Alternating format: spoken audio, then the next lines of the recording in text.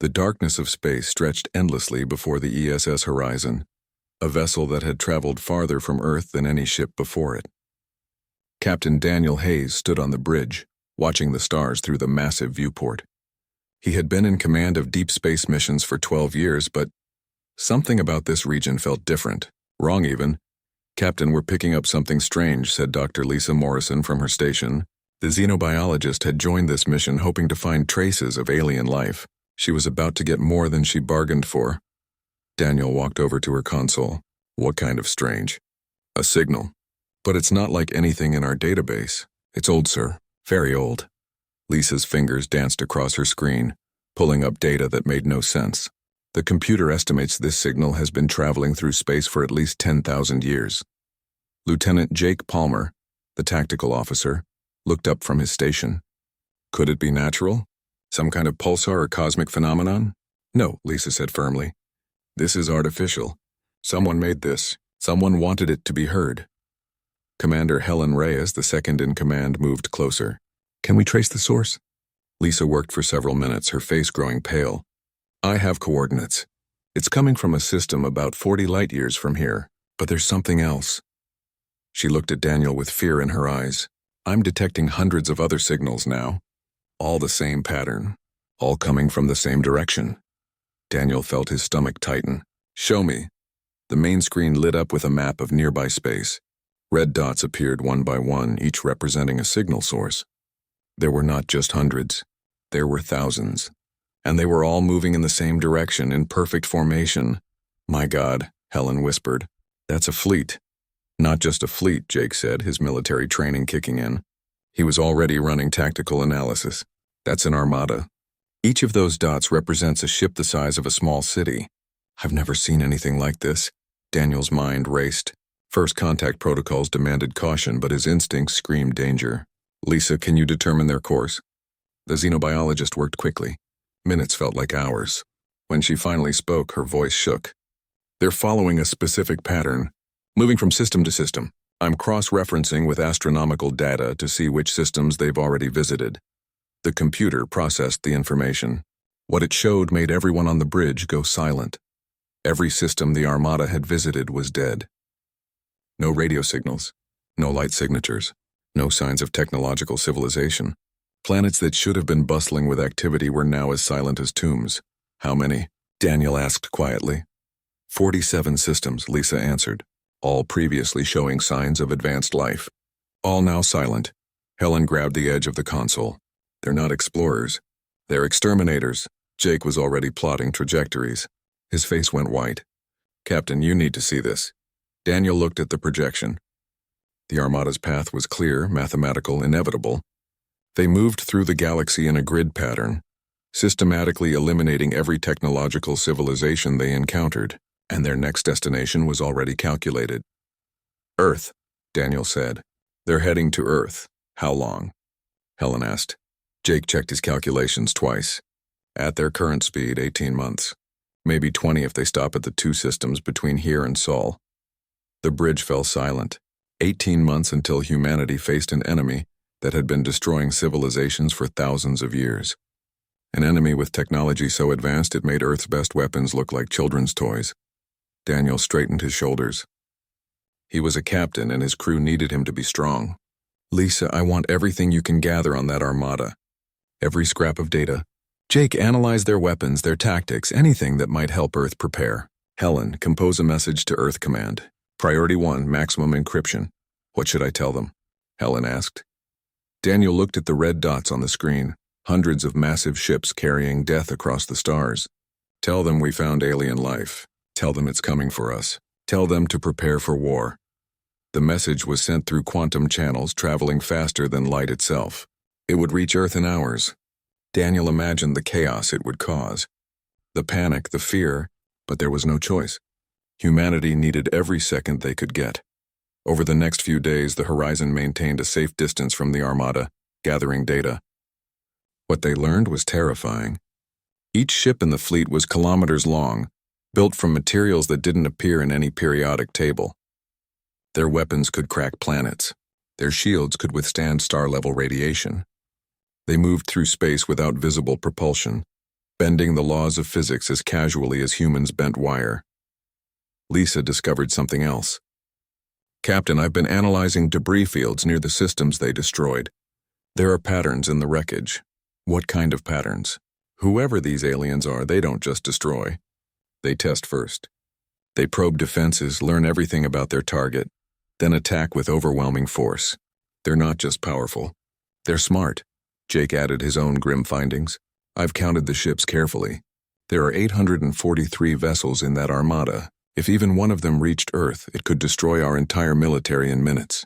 "All of them together?" He shook his head. "We wouldn't last an hour." Daniel received the response from Earth 3 days later. It was brief. "Return home immediately. All defense forces mobilizing. God help us all."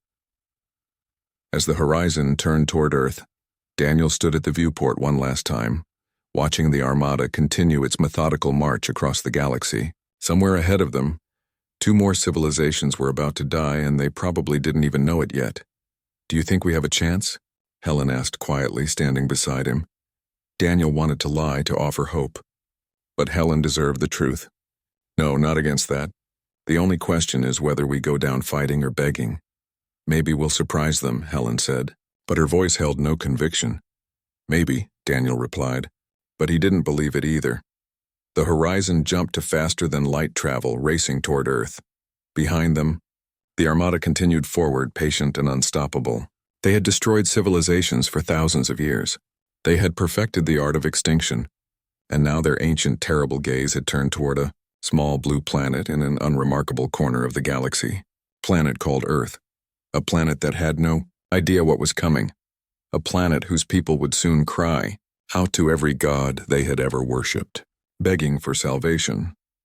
But in the cold mathematics of space, in the face of technology that seemed almost magical in its power, prayer seemed like a poor defense. The journey home would take weeks, even at maximum speed. Daniel spent those weeks reviewing the data again and again, searching desperately for some weakness, some flaw in the armada's pattern. He found nothing.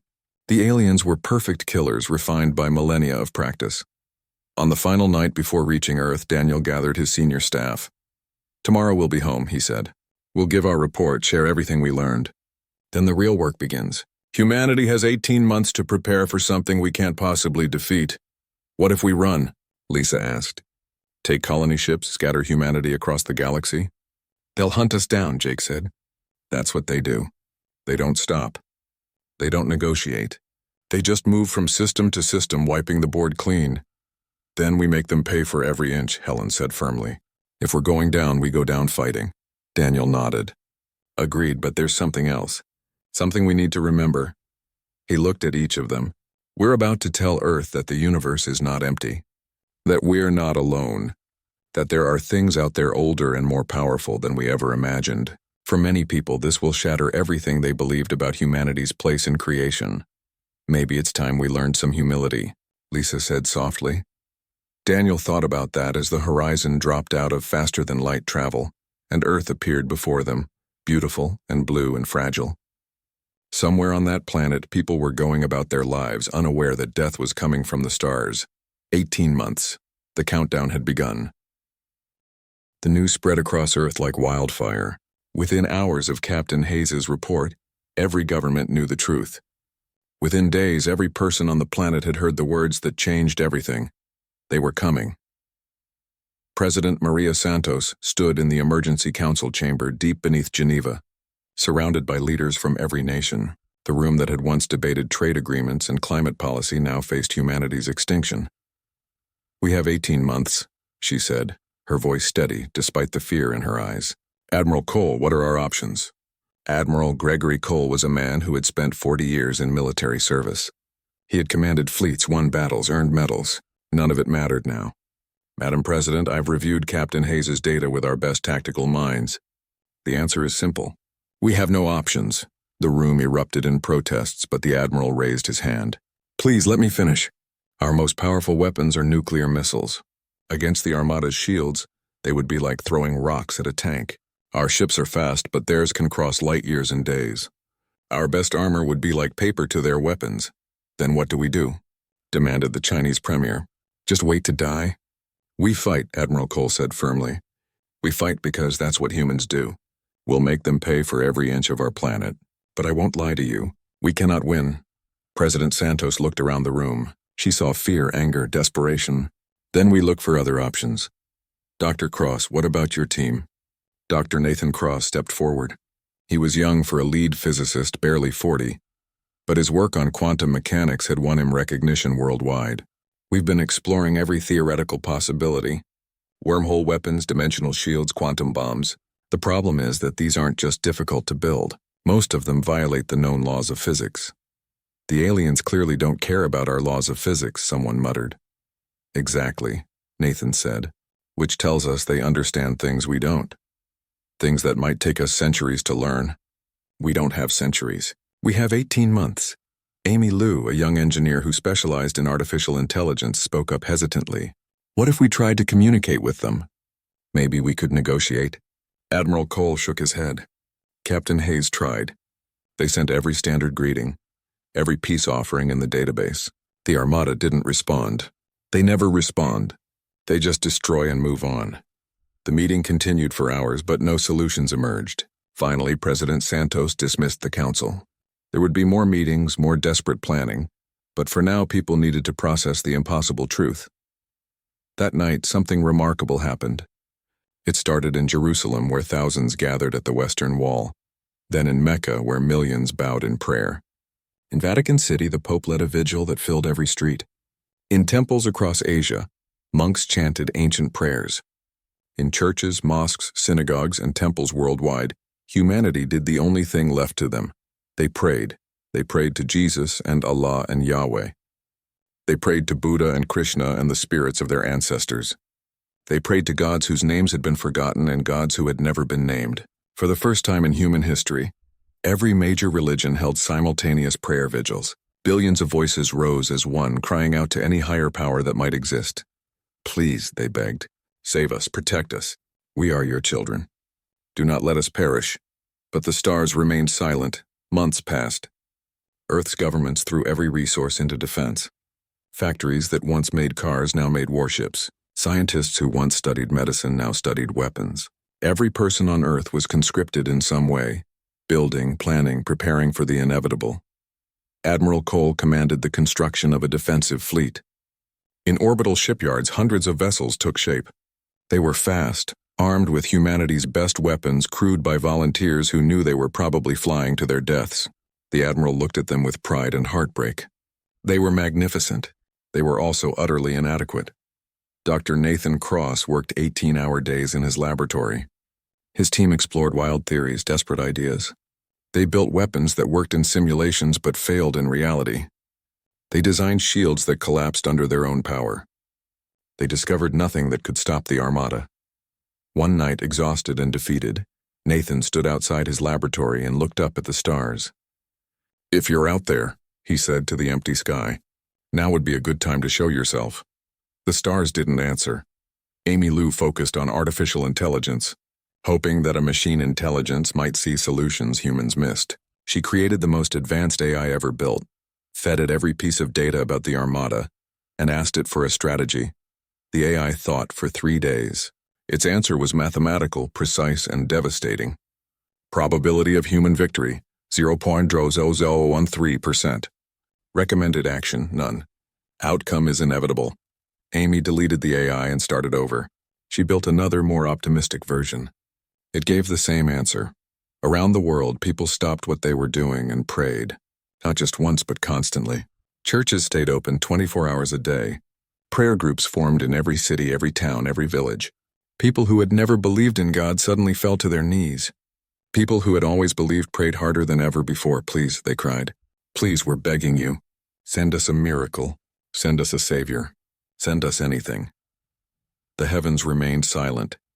Captain Daniel Hayes returned to space with the ESS Horizon, leading scouting missions to track the Armada's progress. He watched as 2 more civilizations died. The aliens struck with brutal efficiency. First, they destroyed all satellites and orbital defenses. Then they bombarded population centers. Then they systematically eliminated any remaining technology. Finally, they moved on, leaving dead worlds behind. "That's what's coming for us," he told his crew. "That's what we have to stop." But he knew they couldn't. 14 months after the initial discovery, the Armada crossed into the outer solar system. They swept past Neptune, ignored Uranus, barely glanced at Saturn. They had one destination, and nothing would deter them. Admiral Cole positioned his fleet between Earth and the approaching Armada. 800 warships, humanity's finest. Against them came 843 alien vessels, each capable of destroying planets. All ships, this is Admiral Cole, he broadcast on all channels. Today we fight for our world, for our families, for our future. We may not win, but we will show them that humanity does not surrender. We will show them that Earth is defended. We will show them that we die on our feet, not on our knees. The fleet cheered. On Earth, billions watched the broadcast and prayed harder. God, please, they begged. Send us strength. Send us hope. Send us salvation. The Armada entered weapons range. Admiral Cole gave the order. Humanity's fleet opened fire with everything they had. Missiles, lasers, railguns, nuclear weapons. The barrage lit up space like a new sun. The aliens' shields didn't even flicker. Return fire came. Beams of pure energy that cut through human ships like they were made of paper. In the first 30 seconds of combat, humanity lost 100 vessels. In the first minute, half the fleet was gone. Admiral Cole watched his forces die and refused to call retreat. All remaining ships, ram them if you have to. Make them remember us. The surviving warships charged forward, desperate and brave and doomed. The aliens destroyed them methodically, without mercy, without pause. On Earth, people watched their defenders die. They fell to their knees in streets, in homes, in churches. Millions of voices rose as one. Please! They screamed at the sky. Please, save us. We're begging you. Send us a miracle. President Santos stood in the command center, tears streaming down her face as she watched the last human ship explode. She had one final broadcast to make. People of Earth, she said, her voice breaking. We have fought. We have prayed. We have done everything we could. In minutes, the enemy will reach our atmosphere. I want you to know that I am proud to have served you. I am proud to die beside you. If there is a God, may he have mercy on our souls. She closed her eyes and prayed one final time. Please, if anyone is listening, if anyone cares, please help us. The Armada reached Earth's orbit. 843 massive ships, ancient and terrible, positioned themselves around the planet.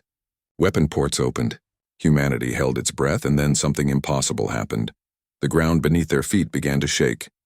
Not like an earthquake, like a heartbeat. Deep beneath the oceans, in the planet's core, something ancient stirred. Something that had been sleeping for millions of years. Something that had heard humanity's desperate prayers. Not from the heavens above, but from the earth below. Dr. Kevin Wright felt it first. As a seismologist, he spent his life studying earthquakes, volcanic activity, and tectonic shifts. He understood the language of the earth better than most people, but what he was seeing now made no sense at all. This is impossible, he muttered, staring at his monitors in the California research station. Every seismic sensor across the globe was going crazy, but not randomly. The readings formed patterns, rhythmic patterns, like a pulse. He called his colleague Sophie Green, a young geologist who had been tracking unusual magnetic readings. Sophie, are you seeing this? I'm seeing it, but I don't believe it, she replied from her station in Iceland. Kevin, the tectonic plates are moving. All of them. At the same time. That's not possible. Plates don't work that way. I know. But look at the data. They're not just moving. They're coordinating. Kevin pulled up a global map showing all seismic activity. Sophie was right. Every major tectonic plate on Earth was shifting, but not in response to natural geological processes. They were moving together like parts of a machine responding to a single command. It's like the planet is waking up, Sophie said quietly. Around the world, other scientists noticed similar impossibilities. The Earth's magnetic field, which normally fluctuated randomly, began pulsing in organized waves. Deep ocean currents changed direction simultaneously. Volcanic systems that had been dormant for centuries showed sudden activity. Captain Daniel Hayes watched from the ESS Horizon, which had survived the battle by staying back to record data. Lisa, what's happening down there? Dr. Lisa Morrison studied her sensors, her scientific mind struggling to accept what she was seeing.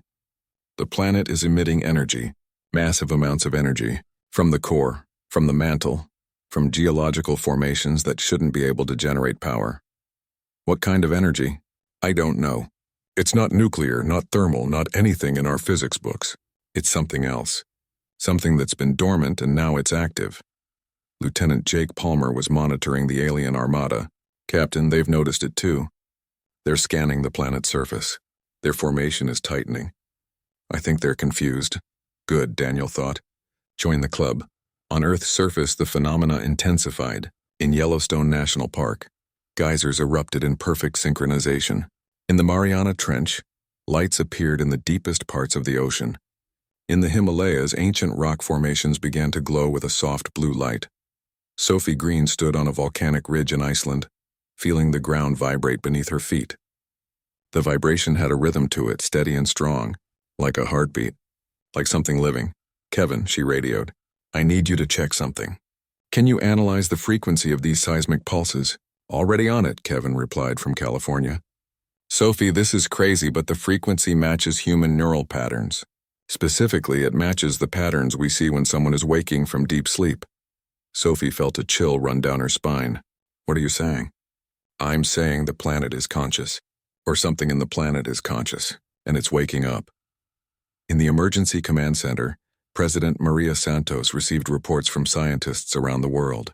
None of it made sense. Physics was being violated. Geology was rewriting itself. The impossible was becoming real. Madam President, said one of her advisors, whatever this is, it started when the alien armada reached orbit. It's like Earth is responding to their presence. Or responding to us, said another advisor. Every major religion on the planet has been praying for days. Billions of people all asking for help. You're suggesting prayer caused this? President Santos said skeptically. I'm suggesting we cried out for help and something hurt us. High above the planet, the alien armada began charging their weapons. They had come to destroy this world like they had destroyed so many others. Whatever was happening below didn't matter. They would complete their mission. But deep in the Earth's mantle, something ancient and powerful opened eyes that had been closed for millions of years. The oceans began to glow. Not everywhere, but in specific locations. The Mid-Atlantic Ridge, the East Pacific Rise, all the places where tectonic plates met and new crust was born. The glow intensified, turning from soft blue to brilliant white. What is that? Admiral Gregory Cole demanded from his command station. He had survived the battle barely in a crippled ship. Unknown, sir, his sensor operator replied, but the energy readings are off the scale.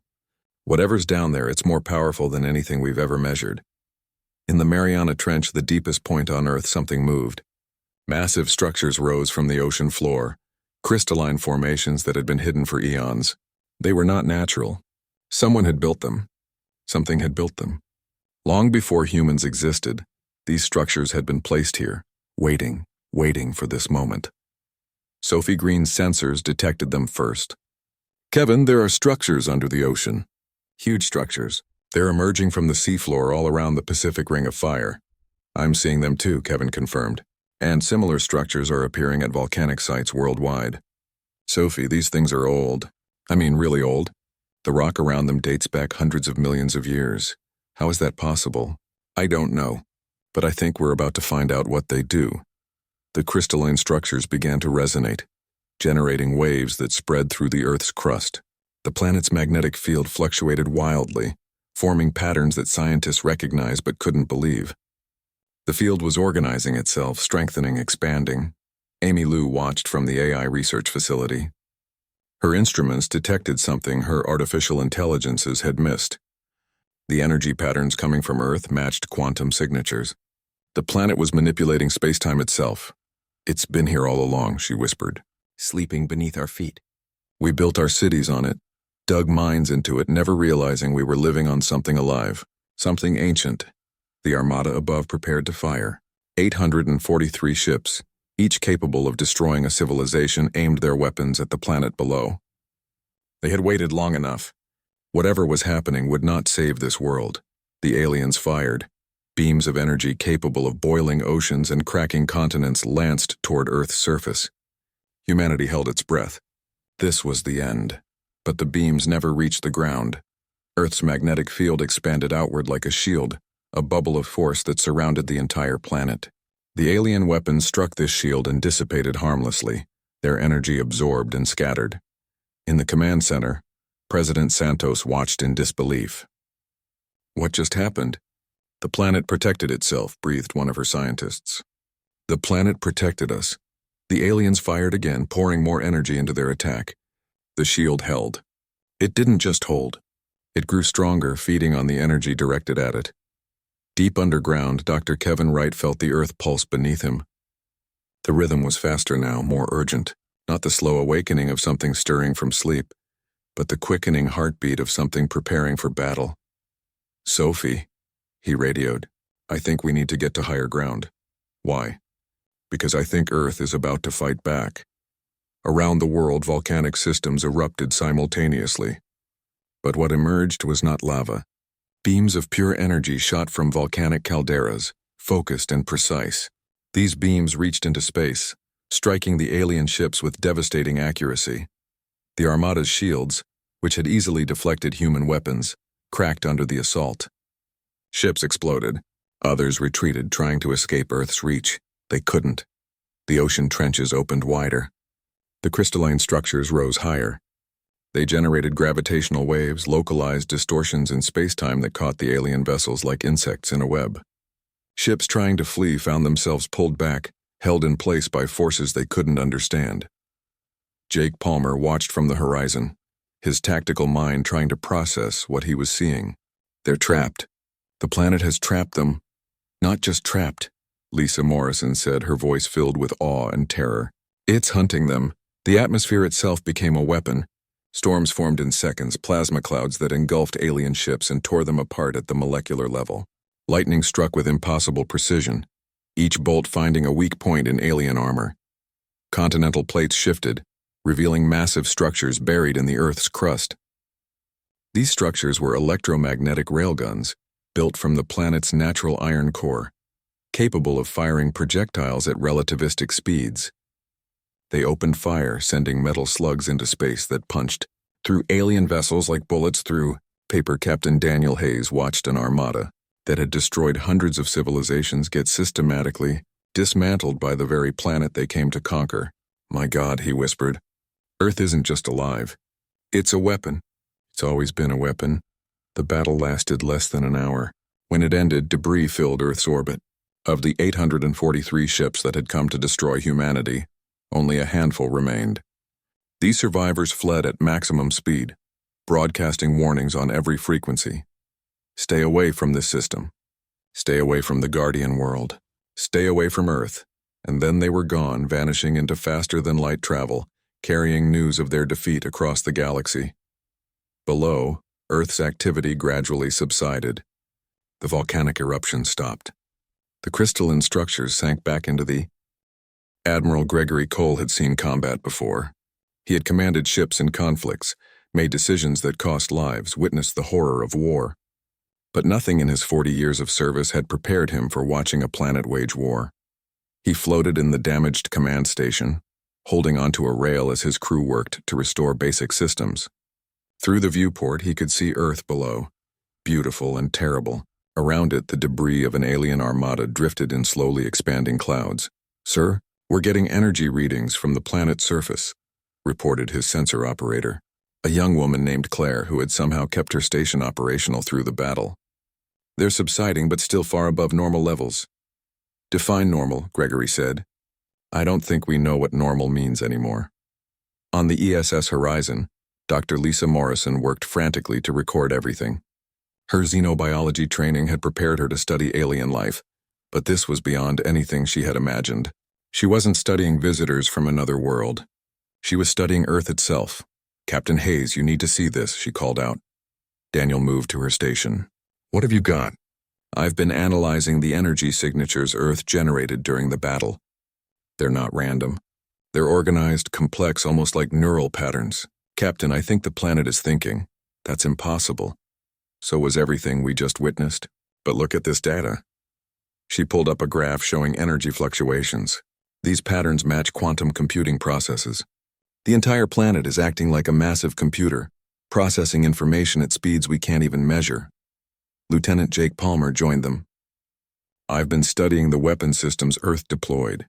They were strategic, precise. The planet identified the biggest threats first and eliminated them systematically. It fought like a trained military force. How does a planet learn to fight? Daniel asked. Maybe it doesn't need to learn, Lisa said quietly. Maybe it was built to fight. The words hung in the air. Built, not evolved, built. Down on Earth's surface, scientists scrambled to understand what had happened. Amy Lou had returned to her laboratory, where her AI systems had recorded the entire event. She fed the data into her most advanced analysis programs and waited for results. What came back made her blood run cold. President Santos, you need to hear this, she said over a secure channel. In the emergency command center, Maria Santos looked exhausted. She had not slept in 2 days. Her planet had just been saved by forces she didn't understand, and now she needed answers. What did you find, Dr. Liu? My AI analyzed the quantum signatures Earth generated during the battle.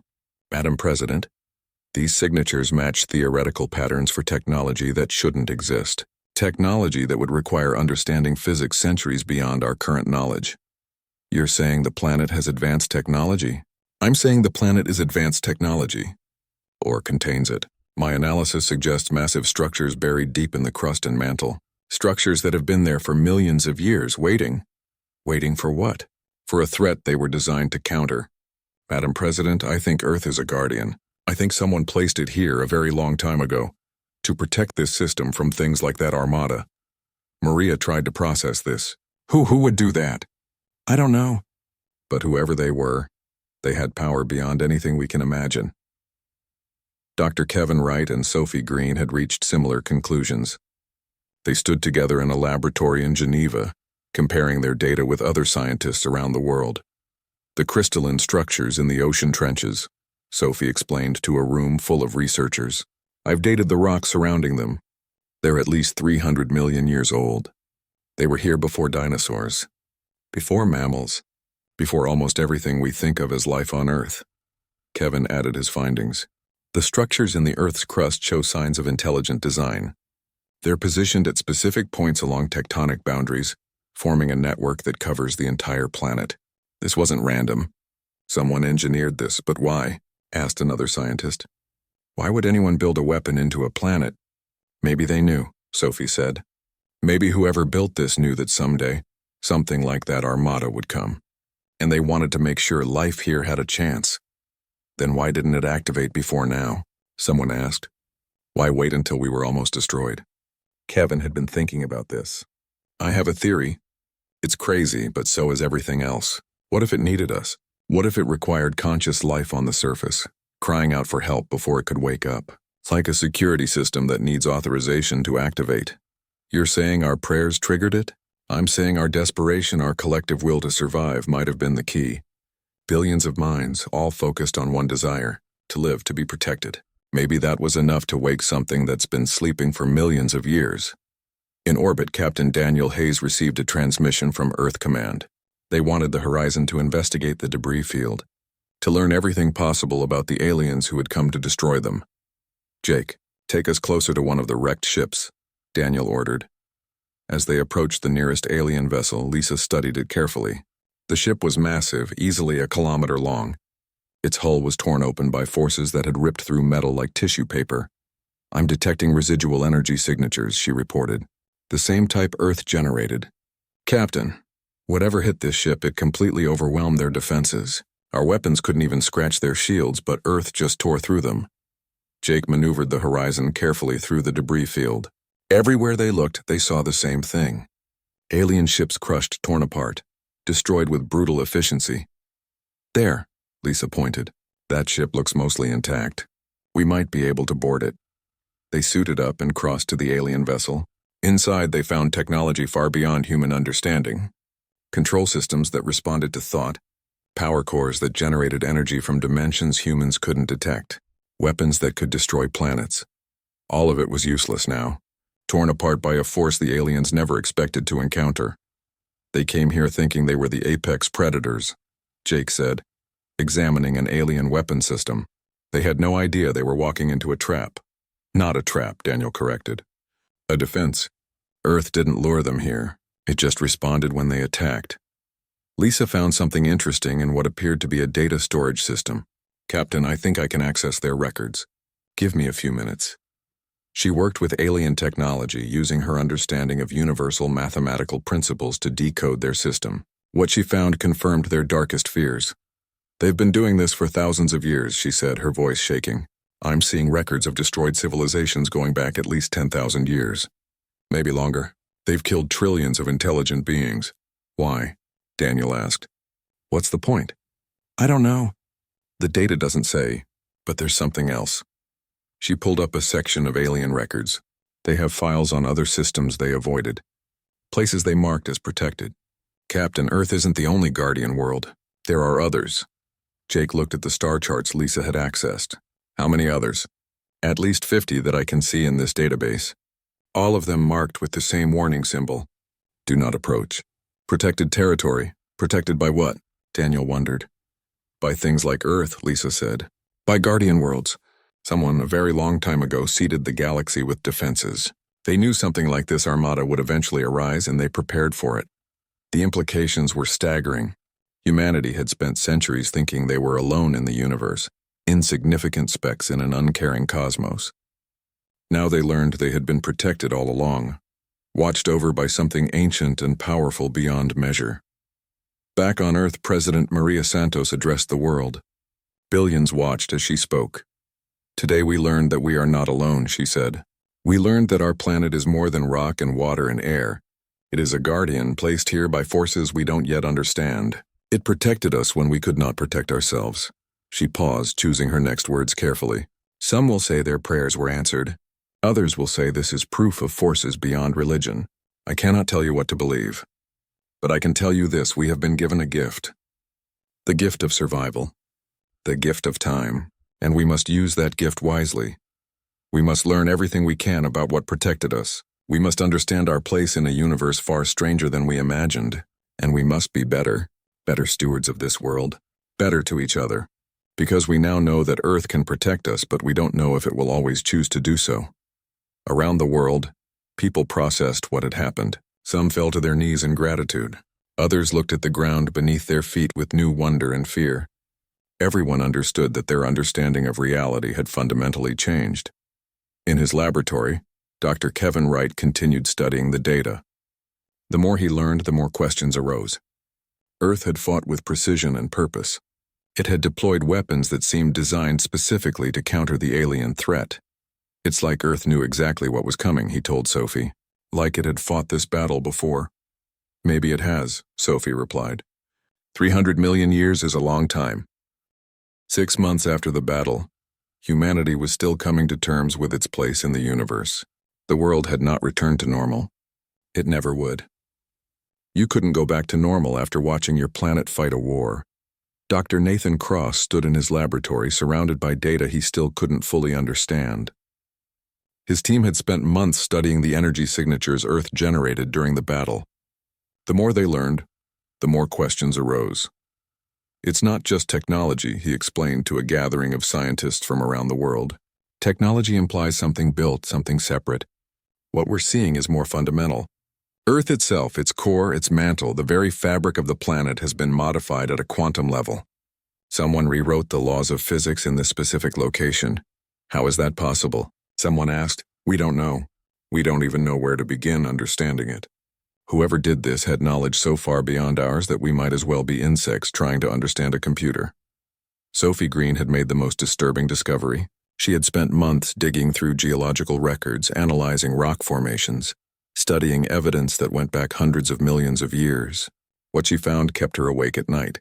She presented her findings to a special session of the United Earth Council. President Maria Santos sat in the front row, along with Admiral Gregory Cole and other world leaders. I've identified 5 previous events in Earth's history where the planet showed unusual activity, Sophie began, displaying her data. The Permian extinction, 250 million years ago. The Triassic extinction, the one that killed the dinosaurs. And 2 others that we previously attributed to natural causes. She paused, letting that sink in. Each time, the geological evidence shows the same patterns we saw 6 months ago.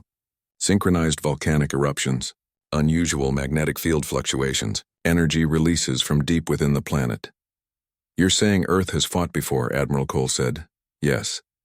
And each time the dominant life forms on the surface were wiped out. The Permian extinction killed 95% of all life on Earth. The dinosaur extinction ended 65 million years of evolution.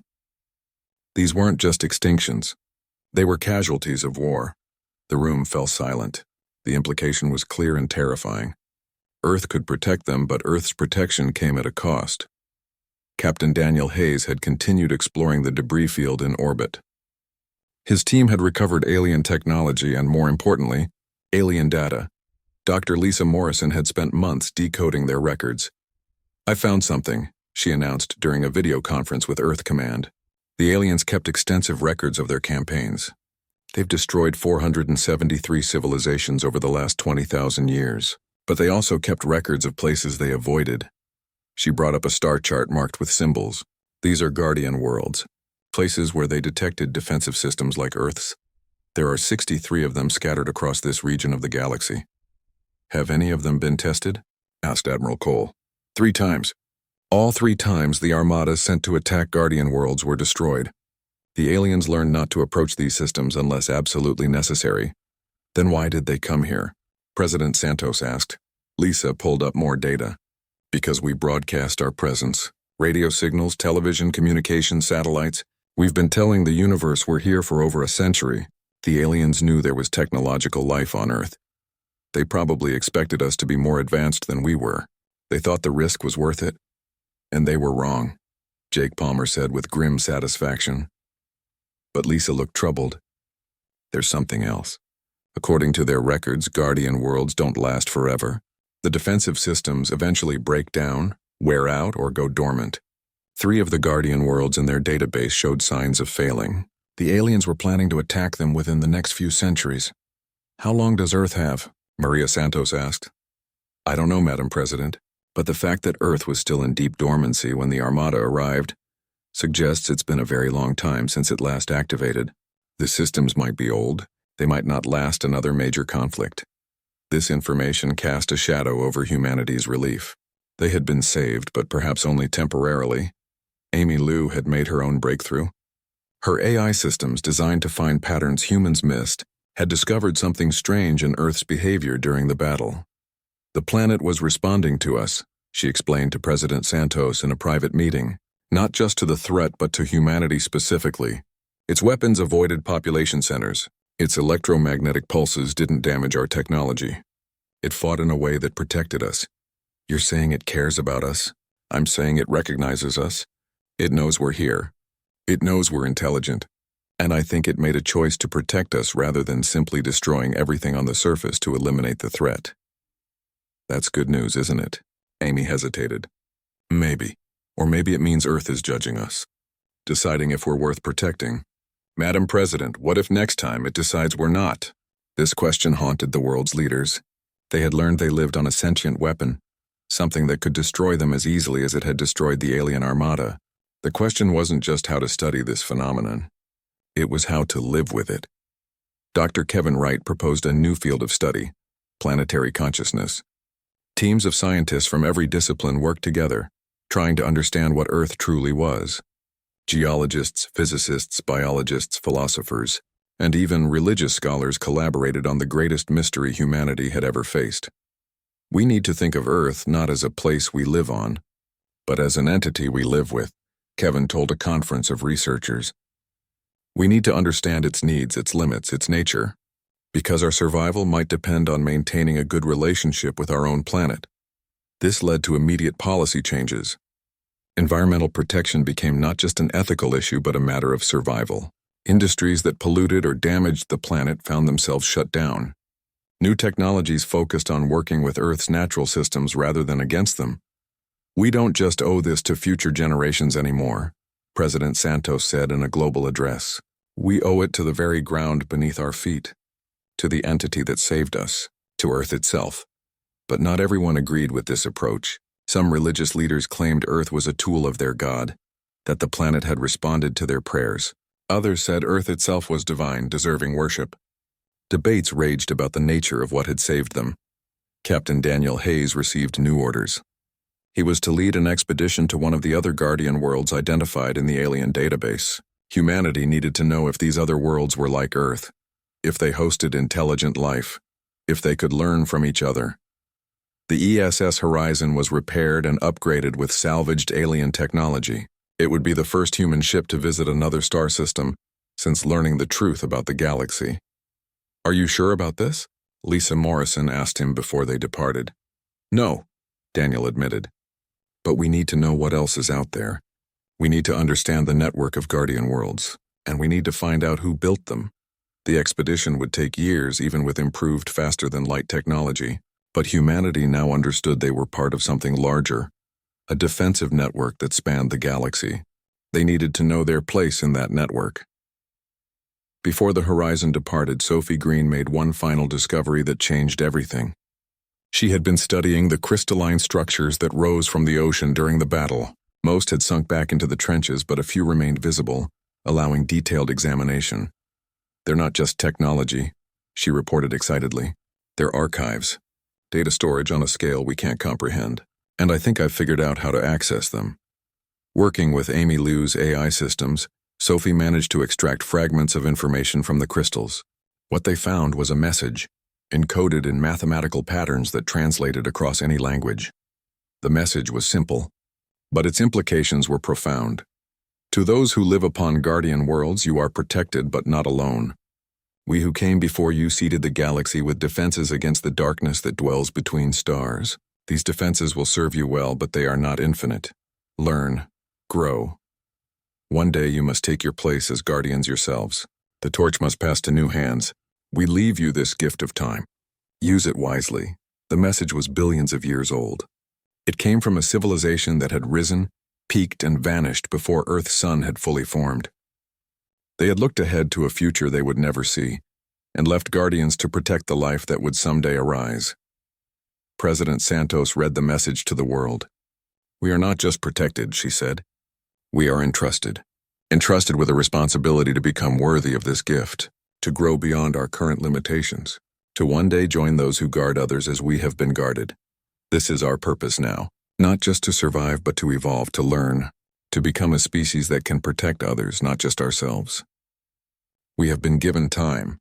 Let us use it to become worthy of the gift we received."